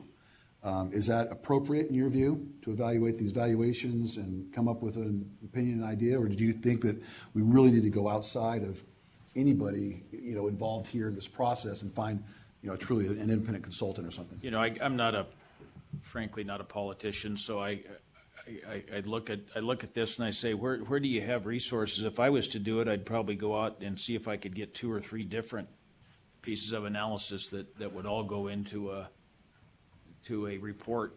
Because what you're going to deal with here, I don't know, Mr. Hanson, what your thoughts are, but you're going to deal with a range of potential values for these assets depending on how people look at them. I mean, the facts that we know that are current today may not be the same, but we went in the market and were able to perfect a deal that would have bought a 504 megawatt facility for about $100 million. Mm-hmm. Now that's current. Yeah. I don't know what that looks like, but my point is I think from kind of a perception perspective, if you could get a couple, 2 or 3 different ways to look at this and have that all come in, it might be viewed a little bit more favorably by stakeholders. It's just a thought. Yeah, Mr. Chairman, I'd like to jump in really quick and follow up on that. I think one of the things that has been glaringly obvious based on Mr. Garrity's presentation today is that we're not only tasked with figuring out how we best divest these generation assets, but also I think this committee should also look seriously at how do we increase the value of those, and if there's certain key market. And I know that we have another subcommittee that's tasked with kind of market design, but I don't know if they're going to fully address this because it probably won't hit their radar. And this is kind of a seams issue between the subcommittees.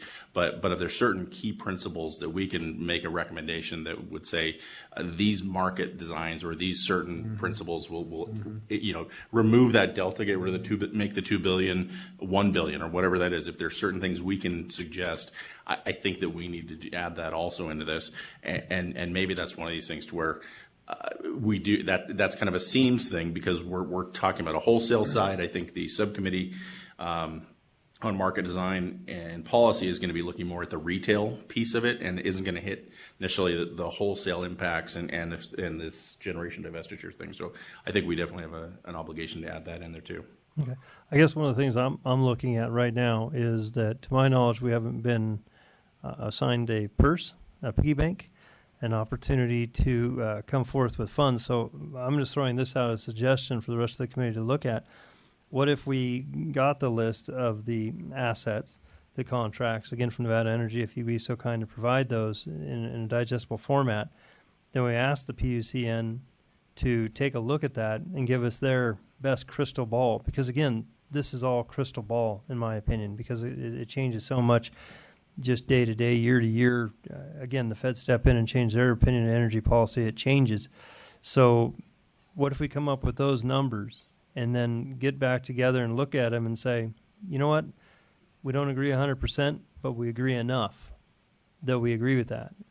And if there's too much consternation and people are like, no, these numbers are way off base, they're completely wrong, then we go to the concept of, just as in law, you go to a second appraisal, or you look for a third appraisal, and then you kick out the top and the bottom and you go at the middle, or whichever way we want to go.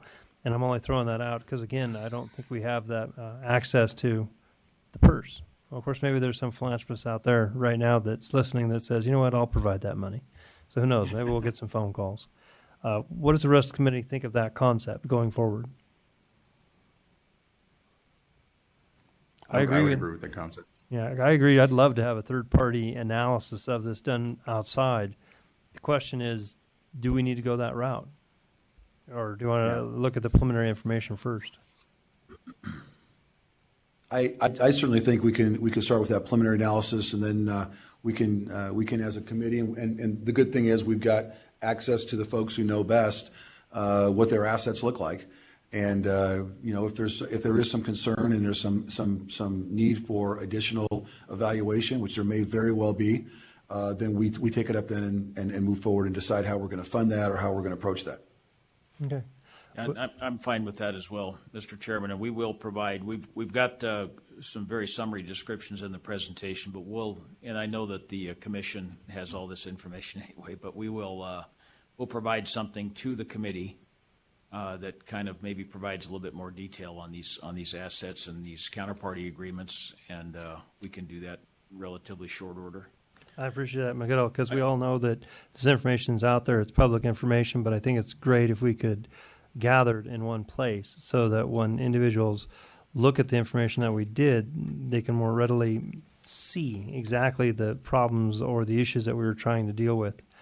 Does any other member of this subcommittee at this time have anything else they wish to bring forward for possible discussion for future consideration? Chairman, just one quick thing. I'd like to recognize Chairman Reynolds and his staff at the PUC are incredibly busy with all of their normal business, and certainly appreciate all the extra effort that they're going to put in on these tasks. And with that, I wanted to also recognize NV Energy for their staff putting in the extra time on this and giving extra perspectives. One thing on that we may not be getting that we may want to, and this is just comment to looking down the road at possible third party evaluating this, is that the PUC and the PUC staff are extremely focused on Nevada and what's happening in Nevada, and so we may get some interesting perspectives from somebody that's evaluated these markets in the Midwest or in the Southwest Power Pool or something like that. So just a comment to add to that, but I certainly appreciate all the work and effort that they're going to be doing. I agree 100% with you, Vice Chair. In that respect, I would like to try to have for future consideration the opportunity to talk to some of those various stakeholders from other states just to see how, again, they dealt with those stranded assets. And I think we can probably do that by video conference or by telephone. That way we don't necessarily have to incur any travel costs of flying them out to meet with us. But again, I firmly believe we don't have to reinvent the wheel. And I believe all of us, through our dealings, might have that opportunity to reach out to other states. We're all party to different organizations that sometimes have group meetings with other various states. And maybe an opportunity, again, learn from them, or better yet, learn from their mistakes. What other things, though, do we want to make sure that we bring up for future consideration? Mr. Reynolds? I'd just like to thank Mr. Hansen for his kind words and his comments, and also just to put out there with the subcommittee is the PUC, we're here to help. At the end of the day, the legislature, Nevada legislature, if this passes and goes forward, will be looking at a lot of laws and a lot of NRS changes, and we want to be here to provide whatever information to help policymakers make decisions the best they can. And so any of my suggestions as far as PUC in staff analysis, I think is one among many. And I'd agree with Mr. Cadell in that there are, this is a really big conversation, and a lot of views and input is really important, not just from one particular source. But just wanted, again, just to put that out there. Chair Settlemeyer, we're here to help as requested and asked either by the subcommittee or the full Committee on Energy Choice. And in that respect, I find it a little bit disappointing as I look out in the audience. I'm very happy to see the people that I see, but I wish there was a lot more people. This committee is literally taking a look at how to deal with these stranded assets, which to me is the biggest portion of how this whole concept of energy choice. I mean, it all sounds great to have choice. What does that mean, and what does that do to everybody? The ripple effect. And that's what this committee is dealing with. And yet I don't see a large number of the general public worried about what's going to happen especially considering the large number of the general public that voted yes on the concept of energy choice. And I'm just throwing that out there. Maybe there's just a ton of people listening on TV land or radio land right now that are participating in that way. But with that being said, if there's no additional questions or comments for future Well, Mr. Chairman, consideration. I would just note for the record that we've got about 10 highly intelligent, ambitious, bright-eyed, attention-grabbing members of the public here in Las Vegas. So just so the record's clear. We have about the same here, so we're going with the concept that it's definitely the quality, not the quantity, correct? That's what we're going with. All right, I appreciate that. Any additional consideration for future items? If not, we're going to go on to number 6, which is public comments. We do have someone who has signed in that they would like to speak here in Carson City, Hank James. And if there's anyone in Clark County that wishes to speak under public comment, please step forward at this time. Otherwise, we're going to start out here in Carson City. Hank? Thank you, Mr. Chairman. Is it on now? Can you guys hear him okay down in Clark County? We can. Okay, great.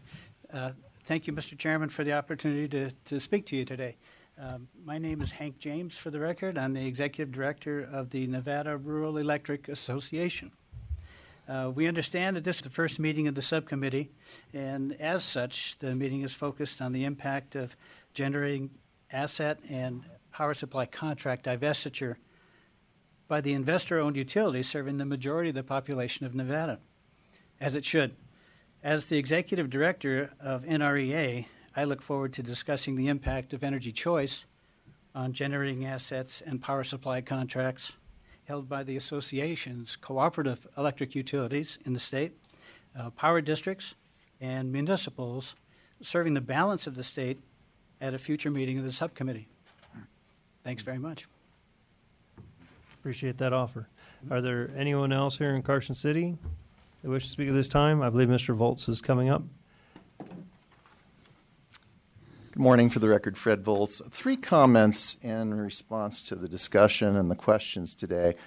In the early 2000s, California's investor-owned utilities divested themselves, and specifically Southern California Edison, of their generating assets, even though there was not deregulation there. They created a new entity called Calpine, and it would seem prudent for this state to look at how that's structured and see how that might work here, perhaps with some tweaking, in order to handle the generating assets. Secondly, when the conversation got around to the subject of state guarantor status or counterparty, my concern is for not only the taxpayers but the ratepayers of the state being on the hook, and I would like to suggest that the state treasurer's office be consulted for the impact and specifically on the bond rating for the existing bonds that have been issued by the state if the state was to take on an unnecessary level of extra financial liability potentially. And finally, the very last subject that you were talking about before you went to public comment, I believe that no matter how many consultants or state workers you might ask about an estimate of the value of those stranded assets, it's really the marketplace that will decide that ultimately. So I would suggest that the Governor's Office of Energy, they have 7 professional staff, take a look at that particular subject and come up with a rough cut. It doesn't have to be an exact number, but some sort of an idea of the magnitude of value that we're looking at and possibly placing onto the ratepayers to recover. That's it. Thank you. Thank you, Mr. Volz. With that being said, is there any additional people here in Carson City? Seeing none, what about in Clark County? Do we have any additional individuals that wish to speak under public comment at this time? Chairman, we do have one individual. Mr. Graves. Am I on there? Okay. Yes, for the record, Terry Graves, representing RESA, the Retail Electric Supply Association. We did a lot of work during the legislative session and met with several of you.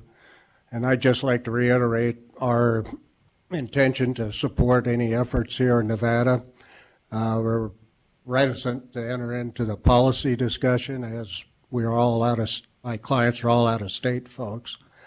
But we do, to the point of this hearing today, fully support that the utility get their stranded costs fully and fairly taken care of, that's how going to a choice market works best. We also As concerning independent third parties, we did make some strong recommendations to, I think, yourself, Lieutenant Governor, and others, that a third party is a good idea. There are folks out there that can do this thing and probably do it fairly efficiently. They would not be RISA people, but if you want references, or I think our folks can supply those. We brought in Pat Wood and John Hanger for your second task force meeting. I thought they made a great presentation, made some great points. Again, we facilitated them coming in. They did not advocate for RISA. They did that on their own volition, and we do have some folks like that if you seek additional help. So that's all I wanted to do today. The third-party thing, I understand there's a budget issue, but the folks that have done this before strongly recommended that. So I'll conclude my comments with that. Thank you. Appreciate that, Mr. Graves. Is there anyone else at this point in time wishes to come up under public comment in Clark County? I'm seeing none, Chairman. Okay. With that, gentlemen, we will get back in touch with everybody on the next meeting date once we coordinate everybody's schedules. With that, I believe we are adjourned. Thank you for participating today. Thank you, Mr. Chairman. Thank you. And I